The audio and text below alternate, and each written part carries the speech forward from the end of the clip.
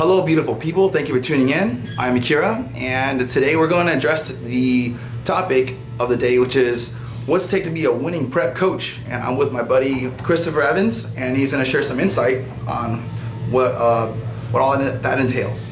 Well, when it comes to, I would say, like my knowledge and education, I went to a vocational school called the National Personal Training Institute about 10 years ago, and what that was an intensive 500 credit hour course, pretty much equivalent to, I'd say, like exercise science, where you're getting about 100 hours in nutrition, 100 hours in physiology, and you had to apply a lot of this knowledge throughout the course. After that, I got a certification through NASM. All right, Chris, I wanted to ask you, what's your insight on what are the qualifications you feel should be necessary for someone to be a contest prep coach, because there is a difference? Yeah, I think one of the main things, the first thing would be a knowledge base, understanding the body on a cellular level. When you are a contest prep coach, you need to understand how the body reacts to pretty much everything when it comes to exercise and nutrition, and even like the female body, hormones and things of that nature. Your contest prep coach should know that a bicep femoris isn't on your arm. A contest prep coach should know myosin, actin, troponin. A contest prep coach should know ATP, ADP, should know these things and should be able to understand them fully, and not just be able to put someone through a good workout or say, eat 6 meals a day, brown rice, chicken, and broccoli. You have to understand how the body reacts to things so you can make these changes. Being a trainer doesn't qualify you to be a contest prep coach. Doing a show, winning a show, that doesn't qualify you being a contest prep coach. And these people put a lot of faith and a lot of trust in you to get them ready for a show, and they make a lot of sacrifices. So it's something that's sad, because there's like this new wave of quote unquote gurus where these people are just over dieting people. They're putting girls on 25 grams of carbs 12 weeks out and doing 2 hours of cardio. Sure, you're going to lose weight, but what kind of damage are you going to be doing? And that's something that Lane Norton, who is probably the best, most educated contest prep coach out there, he's really trying to start people being aware of that, and I think that's awesome, because it's something you have to be aware of, because it's sad to see what happens to mostly female competitors, and it turns them away from the sport. Not only that, it really affects their health, and they usually can never compete again, and sometimes they can never get the body fat off and repair the metabolism that was damaged. How do you feel about where physique is heading right now? In a sense, it's like a double-edged sword. It's good on one end because it involves a lot more competitors. A lot more people are competing now. The NPC has a lot more money to do things, which is great. That means we have better shows. So that's the good side of it. The bad side is it's growing so fast that the standards need to be changed. For example, posing. I've had shows where they told me I was too conditioned, and it's like one of these sports where you get penalized for being too good at something. So that they need a standard on judging, first of all. When they say that a competitor is too big, what is too big? It's by height classes. So maybe, I don't know, maybe throwing in a weight class too, or a weight limit, where it's like, okay, well, if you're in class C up to 5'10", your maximum weight can be 200 pounds. And if you're over 200 pounds, we'll go do bodybuilding, which you shouldn't be doing anyway.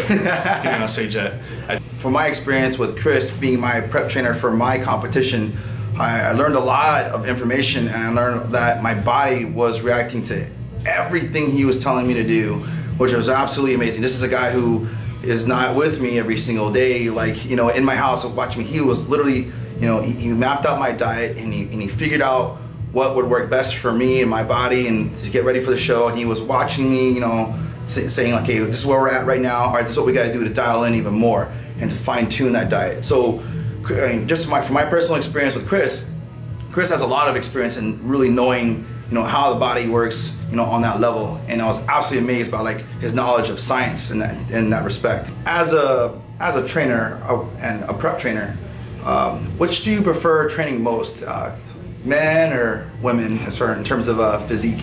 That is an easy question for me to answer. It's definitely females. Number one, they don't cheat ever. I've had guy clients where they'll come up and be like, hey man, that Oxy Elite fat burner you had me running, well, I ran out of it like 2 weeks ago, so I just did some extra cardio. Is that okay? That sounds like me. Might have been where I was going with that. Whereas as a female, they're blowing my phone up. You know, I get text messages like crazy. Another reason I prefer females is the body. It's more difficult to prep a female. There's a lot of things that a female body you have to worry about that you don't with a male, as far as, like, for example, cortisol release. It's not really that big of an issue with a male. The last 2 weeks of a female's show, as a prep trainer, luckily for me, I have enough time to do this. You're really getting in tune with the females on more of, I would say, like an emotional level or psychological level, trying to keep their positivity up. You know, their cortisol levels, they can't go up because they can spill over, and it can really ruin a prep, and that can happen right before they get on stage. So scientifically, I like the female body better because it's more challenging. Chris, I want to ask you, what's your opinion on trainers who have all the facts? I think to answer that question the best way, you could say what actually separates them would be the passion for what they do. Do they wake up in the morning and hate going to work, or do they wake up in the morning and think, hey, I get to help change someone's life today, help improve that? As far as the certifications go, when it comes to, like you said, like an ACE, that's a great starter certification. When it comes to an ASM or a NASM, it's a little bit of a harder test, and that's all certifications are to me, is how good you can apply knowledge from a book into a test. So you can be a very good test taker and be a horrible trainer and have some of the best certifications. When it goes to applying it on the workout floor and nutritional programs and getting these clients results, you might not be the best person. I used to work for a company, a personal training company. I worked in over 50 different gyms. So I've interviewed and hired literally over 100 trainers. And what I've realized is you can tell a good trainer from a bad trainer on just how passionate they are about training people and helping people. The most knowledge I've ever received, I would say, as I've trained people, is in the gym. More on that, I can tell you from my experience, the day just before, my first show at Southern States, that was last week, Chris is telling me, what to eat just before I go to bed, what time I gotta get up the next day. He said, no later than 6 a.m. you gotta be up, and I said, okay, no problem, because I know the sooner I wake up, the sooner I'll get to eat something. Like, I woke up, and I look over and I was like, oh my God, I got a text from Chris. He said, send me pictures of your abs. We need to see if we're gonna dial in and change something. I was like, are you serious?